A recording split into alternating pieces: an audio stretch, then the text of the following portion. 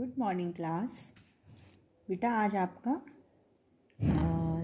षष्ठः पाठ यानी कि छठा पाठ है और जिसका शीर्षक है औषधि परिचय।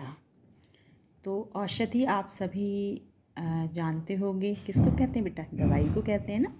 तो ये समझिए ये हमारी कुछ घरेलू दवाइयाँ होती हैं, उन्हीं के इस चैप्टर में आपको उन्हीं से परिचित कराया जा रहा है। वैसे काफ़ी कुछ से तो आप खुद ही परिचित होंगे, लगभग 90% से आप खुद ही परिचित होंगे। तो उन्हीं के बारे में थोड़ा विस्तार से बताया जा रहा है। ये आपको चित्र भी दिखाया गया है और इसमें आपको ये देख रहे होंगे अदरक बनी हुई है और लिखा हुआ है आर्द्रकम, यानी संस्कृत में अदरक को आर्द्रकम बोलते हैं। एतत् आर्द्रकम, यह अदरक है। इदम सर्वत्र प्राप्यते, इदम माने यह, सर्वत्र माने सब जगह, प्राप्यते माने प्राप्त होती है। यह अदरक है और ये सब जगह प्राप्त होती है। अस्य उपयोगः शूपे शाके चाय पानी च भवति। अस्य माने इसका, उपयोग यानी इसका जो हम उपयोग करते हैं, प्रयोग करते हैं, वो शूपे मतलब कहते हैं बेटा दाल में, शाके साग में, चाय पानी और चाय जो हम पीते हैं उसमें भी होता है। तो इसका प्रयोग हम किस किस चीज़ में, हम दाल में भी अदरक डालते हैं, साग सब्जी में भी अदरक डालते हैं और चाय में तो डालते ही डालते हैं। आर्द्रकस्य संधितम अवलेह क्षुधावर्धकम भवति। जो अदरक का जो अचार होता है, आर्द्रकस्य अदरक का, संधितम अचार, अवलेहम चटनी, क्षुधावर्धकम, क्षुधा कहते हैं भूख को, और वर्धकम माने बढ़ाने वाली होती है। तो अदरक का जो अचार और चटनी होती है वो भूख को बढ़ाती है। एतस्य रसस्य कासरोगे शीतज्वरे च प्रयोगः भवति। और इसके जो रस का है वो प्रयोग किस किस में होता है? कासरोगी कहते हैं बेटा खांसी में, शीतज्वरे जब आपको ठंड लग के बुखार आता है उसमें प्रयोग होता है। च प्रयोग, इन दोनों के लिए च आया मतलब इसके रस का प्रयोग खांसी और शीत ज्वर में होता है। विशेषेण इदम शीत ऋतुः हितकरम भवति। विशेष रूप से यह शीत ऋतु में यानी जाड़े के दिनों में, जो जाड़े की ऋतु होती है उसमें हितकर होती है। वैद्यः इमं सर्व रोग हरम स्वीकुर्वन्ति। और वैद्य लोग जो होते हैं वो इसको, उन्होंने क्या स्वीकार किया है? सर्व रोग हरम, सभी बीमारियों को दूर करने वाला उन्होंने इसको स्वीकार करते हैं। ठीक है। और आजकल आप देख रहे होंगे, आजकल तो हम गर्मी में भी इसका प्रयोग कर रहे हैं। ठीक है। अब है एषा तुलसी।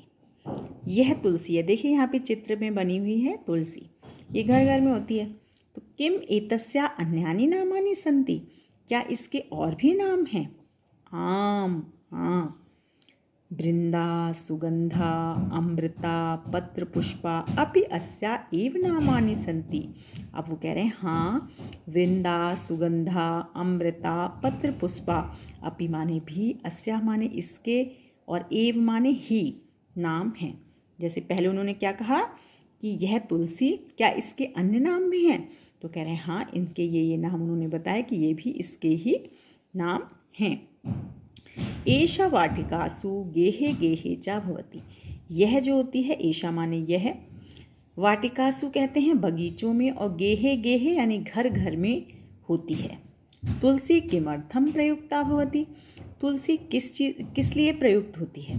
तो किस किस में होती है? ज्वरे यानी वही बुखार में, प्रतिश्याय यानी जुकाम में, कासे मतलब खांसी में। तुलसी जो है अतीव लाभप्रदा अस्ति। तुलसी जो है अत्यंत लाभप्रद है। जनः चाय पाने एतस्याः पत्राणां चूर्णानां च प्रयोगं कुर्वन्ति। और लोग जो हैं वो इसके पत्तों के जो चूरा होता है, चूर्ण होता है, उसको जो है चाय में भी प्रयोग करते हैं।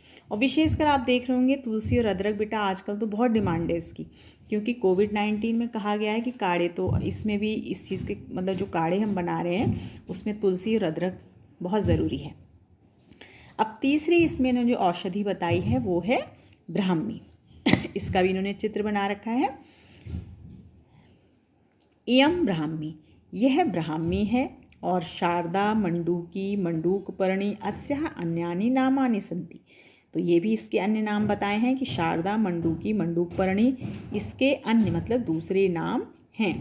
विशेषता ब्राह्मी उपतडागेषु आर्द्रभूम्याम उत्पन्ना भवति। तो विशेष रूप से जो ब्राह्मी होती है वो उपतडागेषु यानी तालाबों के पास में जो गीली भूमि होती है ना उनके किनारे पे वहाँ उत्पन्न होती है। आर्द्र कहते हैं गीली को, भूम्याम भूमि पर, गीली जमीन पर होती है। एषा अस्मभ्यम कथम हितकरी, और यह हमारे लिए किस प्रकार से हितकारी है। तो ब्राह्मी शीतला भवती, ब्राह्मी क्या होती है, शीतल, इसकी तासीर जो है वो कैसी है, ठंडी है। ब्राह्मी पेयम, जो ब्राह्मी का पेय होता है यानी शरबत कह सकते हैं आप, और चूर्ण, और ब्राह्मी का घृत भी होता है, घी, ये सब जो है स्मरण शक्ति वर्धयति, हमारी स्मरण शक्ति को बढ़ाता है। मस्तिष्क रोगेषु एतस्याः उपयोगिता अस्ति, मस्तिष्क के जो रोग होते हैं उसमें भी इसकी उपयोगिता है। अब आपकी अगली औषधि इन्होंने दे रखी है, इसका भी चित्र देखिए बच्चों। आम्लकम, ये चित्र बना रखा है, ये च्यवनप्राश है, ये अचार है आंवले का, और ये आंवले का चूर्ण है। तो ये इन्होंने बना रखा है। एतानि आम्लक फलानि, ये क्या है, ये आंवले के फल हैं। और एतानि प्रायः वनेषु उपवनेषु च भवन्ति, ये जो हैं अक्सर या प्रायः वनों में और उपवनों में यानी जंगलों में और बगीचों में होते हैं। आम्लकम अस्मभ्यम बहुहितकरम अस्ति, जो आंवले होते हैं वो हमारे लिए बहुत हितकारी होते हैं। और क्या क्या हितकारी होते हैं उसको उन्होंने खोला है। यथा इदम नेत्र हितकारी, ये हमारे नेत्रों के लिए बहुत अच्छे होते हैं, इससे रोशनी बढ़ती है आंखों की। त्रिदोषनाशकम, त्रिदोषनाशकम मतलब जो मनुष्य का शरीर है बेटा वो 3 दोष होते हैं उसमें, वात, पित्त, कफ। अगर वो संतुलित हैं तो व्यक्ति बिल्कुल स्वस्थ रहता है, लेकिन उसमें से जिस भी पदार्थ का, जिस भी उसका तत्व का संतुलन बिगड़ता है, कम या ज़्यादा होता है, उसी से जो है हमारी उसी जितने भी रोग होते हैं वो इन्हीं तत्वों से संबंधित होते हैं, जिसकी किसी चीज़ की कमी से, किसी चीज़ के बढ़ने से। तो त्रिदोषनाशक कहा गया है। तो ये जो है नेत्र हितकारी भी है और त्रिदोषनाशक भी है। और केश कृष्णकम, और केशों को यानी बालों को भी काला करने के लिए होती है, इसमें ये हितकर है। मान ली पक्वानाम आम्लकानाम अवलेहाः मिष्टपाकः संधितम च सुप्रसिद्धम एव। फिर वो कह रहे हैं पके हुए, पक्वानाम पके हुए जो आंवले होते हैं उनकी चटनी, और मिष्टपाक कहते हैं मुरब्बे को, संधितम अचार। तो पके हुए आंवलों की चटनी, मुरब्बा और अचार तो प्रसिद्ध हैं ही। एषा सेवनेन शरीरम रोगरहितम भवति, और इसके सेवन से जो शरीर होता है वो रोग रहित होता है। अस्मिन् फले विटामिन सी इति तत्वं सर्वाधिकम प्राप्यते, और इस फल में विटामिन सी जो है इस तत्व की सर्वाधिक प्राप्त होता है।